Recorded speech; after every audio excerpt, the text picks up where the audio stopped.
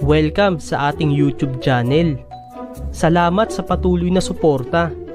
Huwag kalimutan na mag-like, share at subscribe. Napakadami talagang alaala ng mga batang 90s.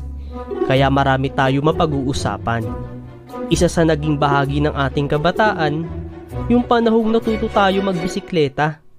Marami din tayong alaala patungkol dyan. Noong panahon namin, mga rich kid lang ang nagkakaroon ng bike. Kaya kaming hindi nakakabili, makikibike na lang. Oh, di mo tinamaan ah. Ako na. Ha! Ano ba yun? Ha? Wow! May bike ka pala. Oo, binilhan ako ni Mami. Wow, pasubok naman ako.